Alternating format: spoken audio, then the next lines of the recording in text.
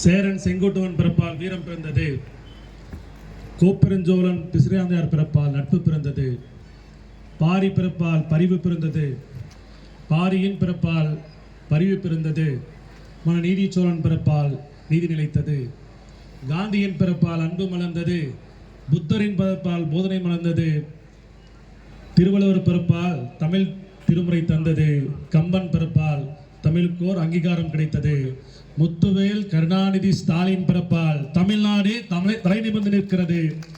மண் மொழி மானம் காக்க மாண்புமிகு தமிழ்நாடு முதலமைச்சர் அண்ணன் தளபதி அவர்களுடைய ஆணைக்கிணங்க ஓரணியில் தமிழ்நாடு என்கிற இந்த மாபெரும் பொதுக்கூட்டத்திற்கு வரவேற்புரை ஆற்றி அமர்ந்திருக்கக்கூடிய ஆற்றல் மிகு ஒன்றிய கழகத்துடைய செயலாளர்கள் அண்ணன் சாந்தமூர்த்தி அவர்களே, விஜி ராஜேந்திரன் அவர்களே, கா மகேந்திரன் அவர்களே, அறிஞர் அவர்களே மற்றும் டி செல்வம் அவர்களே, குமரேசன் அவர்களே, எஸ் ரஜினி செல்வம் அவர்களே, தேங்காய் சுப்பிரமணியம் அவர்களே மற்றும் கோவிந்தன் அவர்களே, தனசேன் அவர்களே, என் சரணன் அவர்களே, இந்த நிகழ்ச்சியை கலந்து கொண்டு நகர பொறுப்பாளர்கள் அண்ணன் எஸ் அஸ்லாம் ரஹ்மான் ஷெரீப் அவர்களே, அண்ணன் எம் வேலுமணி அவர்களே, பேரவைக் கழகத்துடைய செயலாளர்கள் அண்ணன் தீபக் அவர்களே, விசி தம்பிதுரை அவர்களே, பிசி வெங்கடப்பன் அவர்களே, அண்ணன் ஜே கே சாதிக் அவர்களே, மத்தூர் வடக்கு ஒன்றியம் மற்றும் தெற்கு ஒன்றிய கழகத்துடைய நிர்வாகிகள் அண்ணன் பாலசுப்ரமணியம் அவர்களே, பி ஜீவானந்தம் அவர்களே, ஜி மூர்த்தி அவர்களே, மலர்படி இமயவேல்மணி அவர்களே, கே பெருமாள் அவர்களே, டி கோவிந்தராஜ் அவர்களே, ஜி சாந்தமூர்த்தி அவர்களே, சுப்பநடிகர் சுப்பிரமணியம் அவர்களே, ஏன் அன்பழகன் அவர்களே, பாண்டுரங்கன் அவர்களே, லதா ரவி அவர்களே, டி வீரபத்ரன் அவர்களே,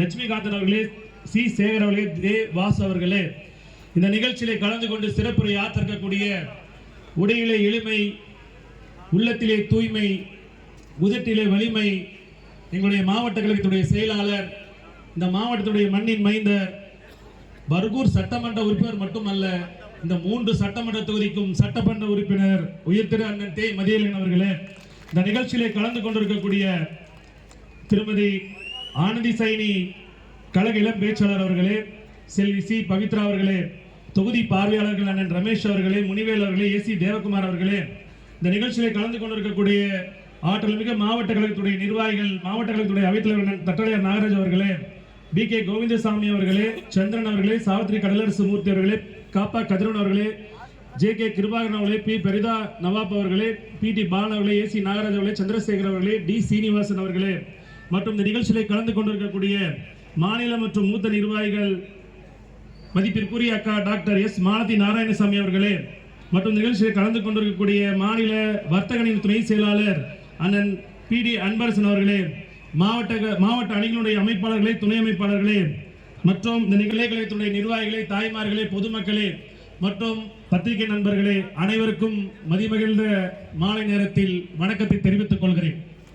இந்த ஓரணியில் தமிழ்நாடு என்கிற ஒரு மாபெரும் பொதுக்கூட்டத்தை திப்பு சுல்தான் கட்டியாண்ட மத்தூர் கோட்டையிலே தந்தை பெரியார் திராவிட கழகத்தின் இந்த பகுதியில் நடத்த ஊர்வலத்திலே அது இல்லாத சிறப்பு எங்களுடைய மாவட்ட கழக செயலாளர் அவர்கள் இந்த மத்தூர் மடக்க ஒன்றியத்துக்கு கொடுத்திருக்கிறார். அவருக்கு இந்த நேரத்தில் மனமார்ந்த நன்றியை தெரிவித்துக் கொள்கிறேன். ஏனென்று சொன்னால் எதிர்வருகிற 2026 சட்டமன்ற தேர்தலில் நாம் எப்படி களம் காண போகிறோம் என்கிற அடிப்படையில் நம்முடைய ஒப்பற்ற தலைவர் தமிழக முதல்வருடைய ஆணைக்கேற்ப ஓரணியில் தமிழ்நாடு என்கிற ஒரு பொதுக்கூட்டத்தை நடத்த வேண்டும் என்ற நோக்கத்தோடு பொதுக்கூட்டம் அறிவித்த உடனேயே தொலைபேசியிலே தொடர்பு கொண்டு மத்தூரில் தான் இந்த பொதுக்கூட்டம் நடைபெற வேண்டும் என்று சொன்னமைக்கு மாவட்ட கழக செயலாளர்களுக்கு மனமார்ந்த நன்றியை தெரிவித்துக் கொள்கிறேன்.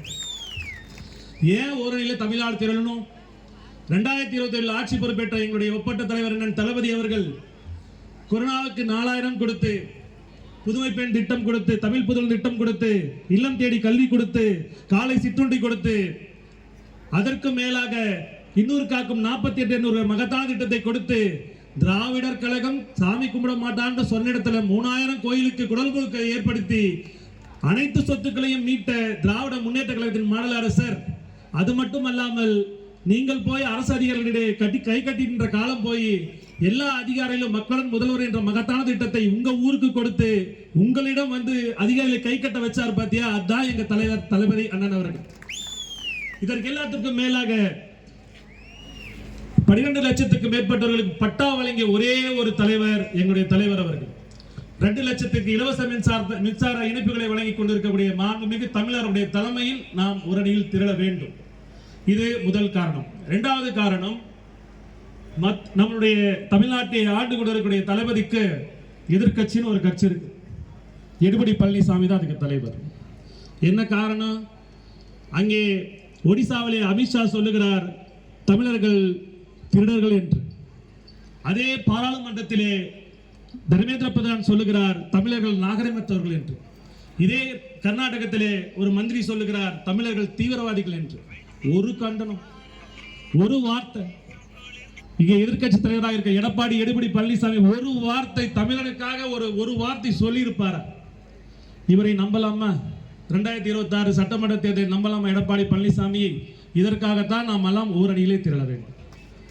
அதிமுக எப்பயோ சொல்லிட்ட, அதிமுக நம்ம எதிர்க்கட்சின்ற அந்தஸ்தை இருந்து ரொம்ப நாள் ஆயிடுச்சு. எதிர்க்கட்சின்ற அந்தஸ்துலாம் அதிமுக கிடையவே கிடையாது. எந்த வகையில் எதிர்க்கட்சி? ஒரு எதிர்க்கட்சி என்றால் ஆளுங்கட்சியினுடைய அனைத்து திட்டங்களாக இருந்தாலும் என்ன திட்டங்களை எதிர்க்கின்ற ஒரு அரசாக இருக்க வேண்டும். ஆனால் ஒரே ஒரு இதுதான் எடுத்தாருப்பா, 1000 கோடி டாஸ்மார்க் ஊழல் அப்படின்னு இங்கே கேபிசி முனுசாமி அண்ணன் கூட கிருஷ்ணகிரியில் ஆர்ப்பாட்டம் பண்ணார். அப்புறம் தான் தெரிஞ்சது 2 நாள் கழிச்சு ஊழல் நடந்தே அவங்க ஆட்சியில் தான், திமுக ஆட்சியில் இல்லை. 10 ஆண்டுக்கு முன்னாடி அவங்க ஆட்சி நடைபெற்ற ஊழலுக்கு இதே கேபி முனுசாமி அண்ணன் இங்கே கிருஷ்ணகிரியில் ஆர்ப்பாட்டம் பண்ணார். இதுதான் அந்த கட்சியோட நிலைமை. இப்படி இருக்கிற கட்சியை நாம் நம்புகிறோமா?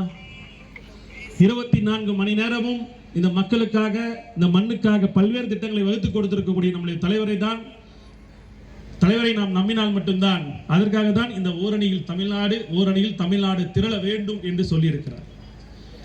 மத்தியிலே ஆளுகிற ஒன்றிய அரசு கடந்த பட்ஜெட்டாக இருக்கட்டும், இதுவரைக்கும் தமிழ்நாடு என்ற பெயர் கூட சொல்லல. ஒரு ரூபாய் நிதி கூட தமிழ்நாட்டிற்காக வழங்கவில்லை.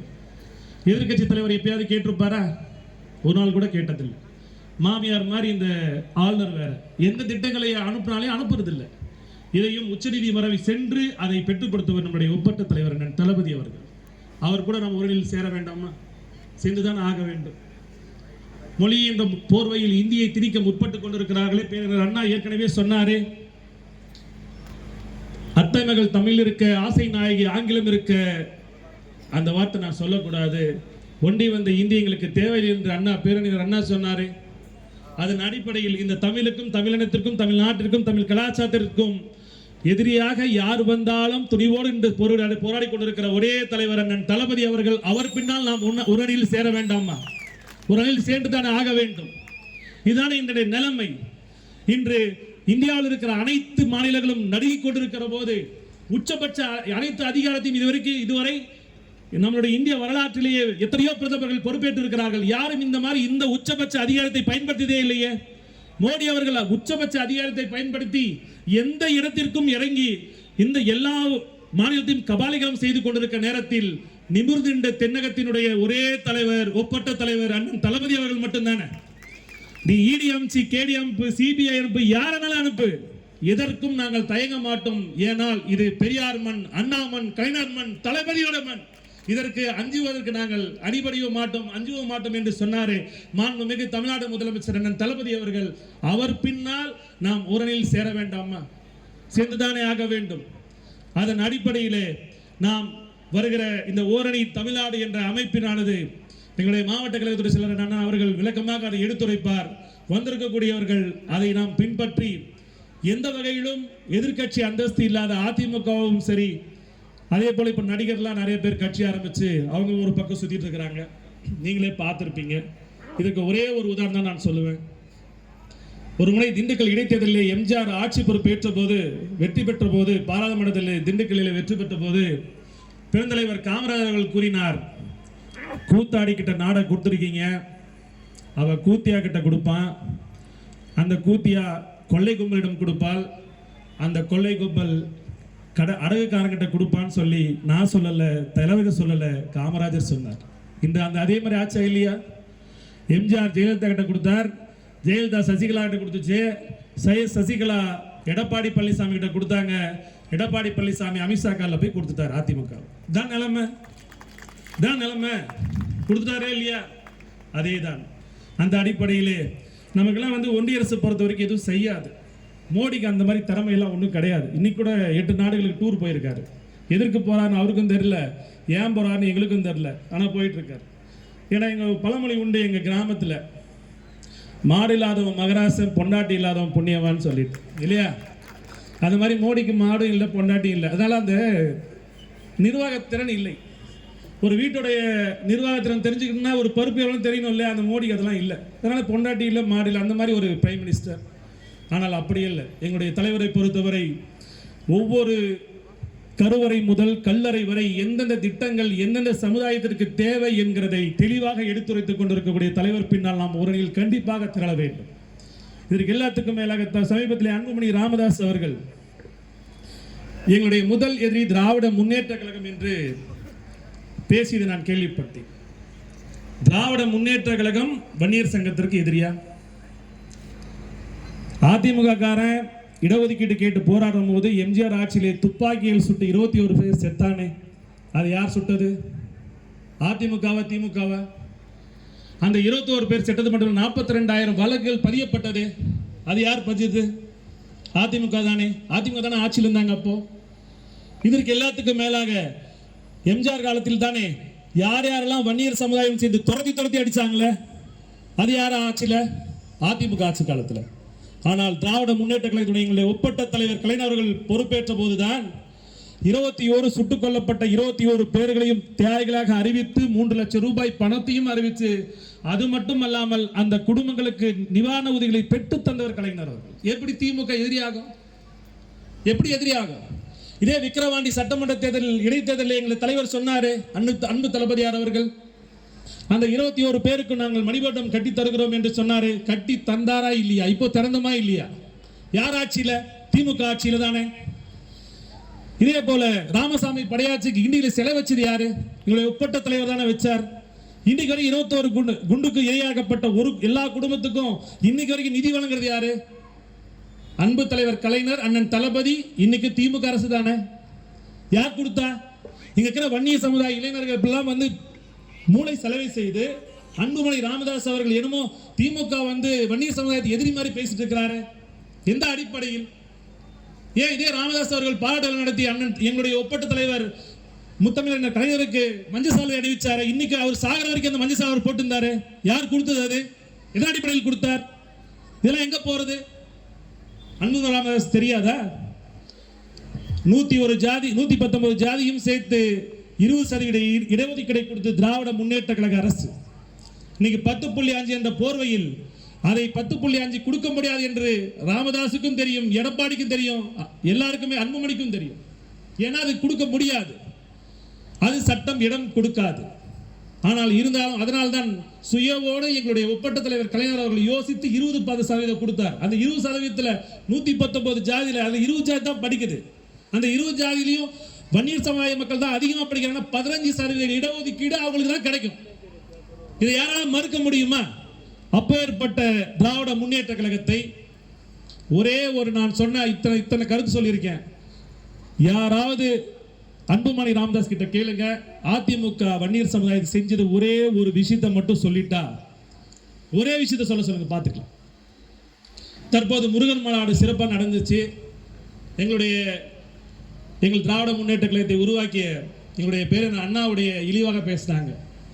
அதே மேடையில் அதிமுக 4 அமைச்சர் உட்காந்துக்கிறார், எழுந்து கூட வரலங்க. அதுதான் அதிமுக நிலைமை. எனவே இதையெல்லாம் சரி செய்து ஓரணியில் தமிழ்நாடு என்கிற அமைப்பில் எங்களுடைய ஒப்பற்ற தலைவர் தளபதி பின்னால் நீங்கள் எல்லாம் வர வேண்டும். வந்திருக்கக்கூடிய இளைஞர்களும் தாய்மார்களும் பெரியோர்களும் வியாபார பெருமக்களும் இந்த ஓரணி தமிழ்நாடு என்கிற அர்த்தம் என்ன என்று சொன்னால், நீங்கள் ஓரணியில் திரண்டு வருகிற 2026 சட்டமன்ற தேர்தலில் திராவிட முன்னேற்ற கழகம் 234 தொகுதிகளில் ஊத்தகரை உட்பட 234 தொகுதியிலும் வெற்றி பெற்றது என்று இருக்க வேண்டும். எதுக்காக என்று சொன்னால், ஆரியர்களை வேறறுக்க ஒரே ஒரு தலைவர் எங்களுடைய முத்துவேல் கருணாநிதி ஸ்டாலின் மட்டும்தான். வேற எவனும் கிடையாதுங்க, வேற எவனும் கிடையாது. அந்த தலைவரை நீங்கள் தோற்கடித்தீர்கள் என்று சொன்னால் இந்த தமிழ்நாடு தமிழன் பாலாகுவீர்கள். எனவே வருகிற 2026 சட்டமன்ற தேர்தலில் நீங்கள் தான் எஜமானர்கள், நீங்கள் தான் வாக்காளர் பெருமக்கள். திராவிட முன்னேற்ற கழகம் வெற்றி பெற வேண்டும். அதற்கு நீங்கள்லாம் அச்சாரமாக இங்கு விளங்க வேண்டும் என்று கேட்டு, வீழ்வது நாமாக இருந்தாலும் வாழ்வது தமிழாக இருக்க வேண்டும். நன்றி, வணக்கம்.